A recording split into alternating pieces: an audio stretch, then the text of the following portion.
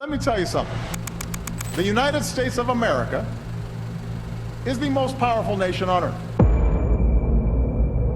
America entered World War II as just one of the great military powers, but it ended World War II as the dominant force in the world. America spent $778 billion on defense. That's around 39% of global military spending. No nation attacks us directly or our allies because they know that's the path to ruin.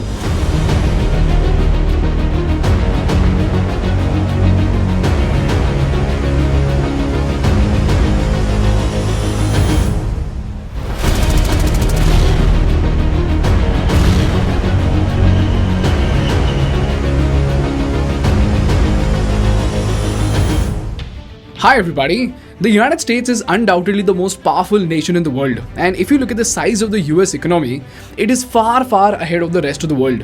While Japan stands at $4.9 trillion, China stands at $17.7 trillion, but the United States alone is so far ahead that it's bigger than both these economies combined at $22.99 trillion. And the military budget of the United States is so freaking big that their military spending is literally more than the next 9 countries' military budget combined. And most importantly, the American army is so powerful today that they protect more than 65 countries and has 700 bases all across the world. The question is, how on earth did a single country go on to become so powerful? What was their geopolitical strategy that made them so rich while the British Empire failed during the same time? And lastly, what are the study materials to help you understand the meaning of power in the world of geopolitics? This video is brought to you by Vested, but more on this at the end of the video. This is a story that dates way back to 1940s, and by this time, 3 things had happened. Number 1, World War I had happened with all major empires dedicating all of their resources to war. Number 2, in this process, the British Empire's debt shot up from 0.62 billion pounds of debt in 1913 to 7.8 billion pounds in 1930, which is from 25% of its GDP to 130% of its GDP. And just like the British Empire, while all other empires were fighting against each other, the United States did not participate in the war until the fag end and acted as a war merchant rather than a war participant. Now, what does this mean? While all the big empires were busy fighting and dedicating all of their manpower and resources to warfare, the United States used all of its capital and manpower into becoming a major supplier of cotton, wheat, brass, rubber, automobiles, machinery, and thousands of other goods. As a result, the United States experienced one of the greatest economic booms in the world. The total value of US exports grew from just $2.4 billion in 1913 to $6.2 billion in 1917. On top of that, the export of metals, machines and automobiles rose from just $480 million in 1913 to $1.6 billion in 1916. And same was the case with food exports, which climbed from $190 million to $510 million. And same was the case in World War II also. If you look at the charts, while the rest of the nations witnessed steep decline in their per capita GDP, the US actually saw a drastic increase in its per capita, crossing $10,000 per capita. Why? Because again, they acted as war merchants until the Pearl Harbor incident happened. And more importantly, the war was not fought on their soil. So in all, by conducting a business out of 2 of the most expensive wars in world history, the United States made so much money that while every other country's economy was devastated, the US had 75% of the entire world's monetary gold. And if you look at the graph, you'll see that their gold reserves went from just 2,000 tons in 1910 to almost 20,000 tons in 1940. So the question is, does this mean that the US became a superpower because of gold? Well, not really. Along with gold, they deployed some very important strategies with the money that they made, and these strategies actually turned them into a global superpower. So the question is, what exactly were these strategies? Well, if you remember from our China episode, there are 3 elements that makes you a super powerful country. Number 1, how much are the other countries dependent on you for their resources? Number 2, how less dependent are you on other countries for your critical resources? And lastly, in case of a military conflict, what are the alliances that will go to war with you and make you the strongest contender at war? And not so surprisingly, the US excelled at all these attributes. First of all, the US built the most formidable military in the world with the most advanced technology ever seen by mankind. And using this military power, they got the world extremely dependent on their military protection. And you would be shocked to know that today, the United States has 750 military facilities in 80 nations and territories all across the world. And no other country in human history has had such a dominating presence across the world. And they established this powerful network through 5 ways. The first type of bases they established were in countries like Germany, Japan and Italy because they lost the World War. And the United States over here acted as a protector who would prevent another uprising. So Japan acted as its foothold in Asia, Germany acted as a foothold in Europe, and Italy did the same in Mediterranean Sea. On top of that, the US along with others also established IMF and World Bank facilities by which they could loan money to other countries across the world and have an economic hold over those countries. Secondly, they established military bases in countries like Afghanistan to apparently prevent terrorism. But in reality, they capitalized on these territories to prevent the Soviets and other powers from taking control.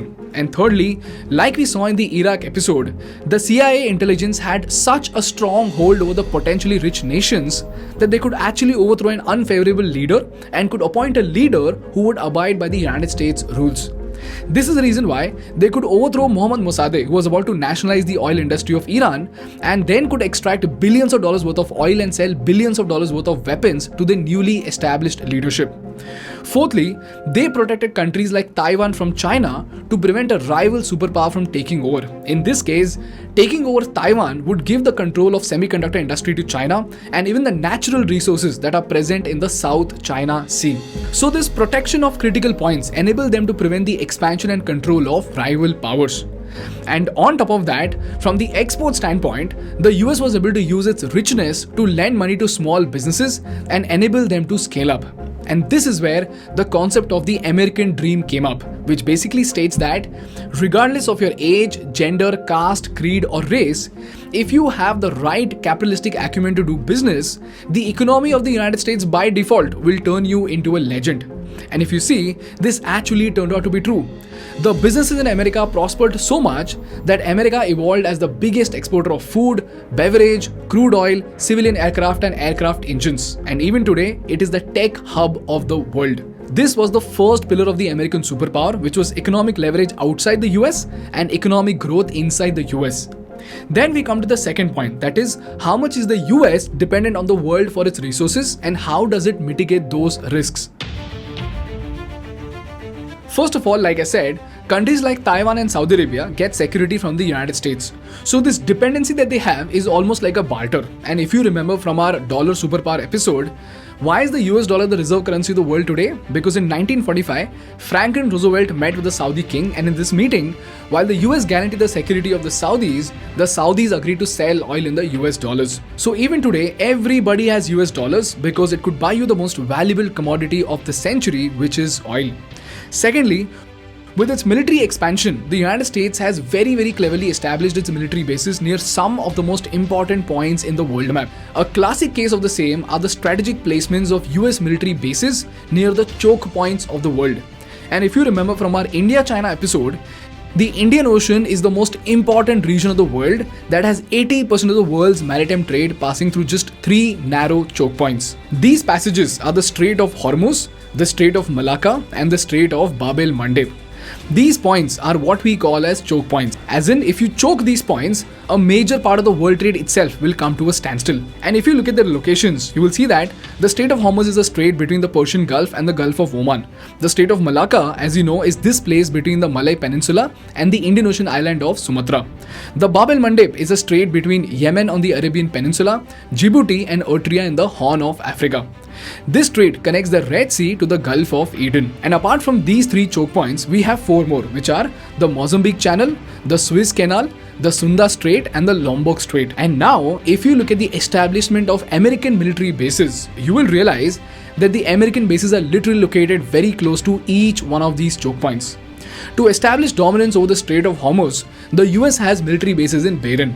To establish dominance over the Strait of Bab el-Mandeb and the Suez Canal, the US has a base in Djibouti. And more importantly, it has one of the most important allies in this region in the form of mighty Israel. On top of that, they also have a base in Greece and an air base in Turkey. And to capitalize on the Strait of Malacca, Sunda Strait and the Lombok Strait, the US has a base in Singapore itself. And if you go through the details of the US based locations closely, you will see that US also has a base in Diego Garcia near the Mozambique Channel. This is how the United States keeps the most important trade routes in check so that it can use its military superiority either to block the trade of rivals in case of conflict or use them as strategic locations for protection and war. This is the reason why the world is more dependent on America for defense than the Americans are dependent on the world. And this brings us to the third point, which are the strategic alliances during the times of war. Here's where we saw the rise of NATO in 1949, which had 12 founding members, including Belgium, Canada, Denmark, France, Iceland, Italy, Luxembourg, Netherlands, Norway, Portugal, UK, and the US. This was majorly to tackle the growing influence of the Soviet Union. And the fundamental condition of NATO is that if any of these countries in NATO gets attacked, all the countries are supposed to deploy their military to protect that particular country. Secondly, they formed the UN, which has 193 member states, and even today, the US is the largest donor to the United Nations. In 2020, it contributed more than $11 billion, which accounted for 20% of its entire annual budget. As a result, the UN somehow very easily imposes sanctions on all those states that the US doesn't like. And lastly, we have the dollarization of the world, which we've already covered in the previous episodes.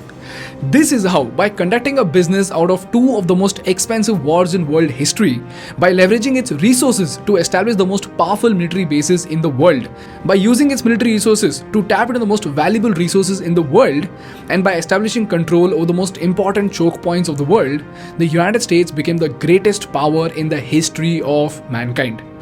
And this brings me to the most important part of the episode, and that are the study materials to help you understand the rise of the United States of America better and to help you understand the meaning of power in geopolitics. But before we move on, I want to quickly thank our partners Vested for supporting our content. Now that you know how huge and progressive the US is, what can you do as an investor? You can diversify your investment portfolio to include US companies. And you can do this easily through Vested. Vested gives you access to 1500 plus stocks, ETFs and a curated basket of stocks called VES. It allows you to do fractional investing whereby you can buy shares of Apple, Google or Tesla for as little as $1. The best part is that they follow RBI's LRS scheme and you get the lowest foreign exchange fees with Vested. On top of that, they also use 256-bit encryption and SSL to protect all of the user data. So if this sounds useful to you, download the Vested app using the exclusive link in the description and get $10 in your account to start your investment journey. Moving on, the first thing I'm attaching is a CFR article which will give you the entire history of the US all the way from World War I until now. Read through that and you will understand how did the US actually navigate through these adversities eventually to go on to become an economic superpower. Secondly, I am attaching a Johnny Harris episode that will teach you about the US bases all across the world. And lastly, I am attaching an episode on the geography of the US that makes it one of the most protected lands in the world. All of this will give you a holistic view of how and why did US become a superpower. So go through them and let me know what you think about in the comment section. That's all from my side for today, guys. If you learned something valuable, please make sure to hit the like button in order to make YouTube Baba happy. And for more such insightful business and political case studies, please subscribe to our channel. Thank you so much for watching. I will see you in the next one. Bye bye.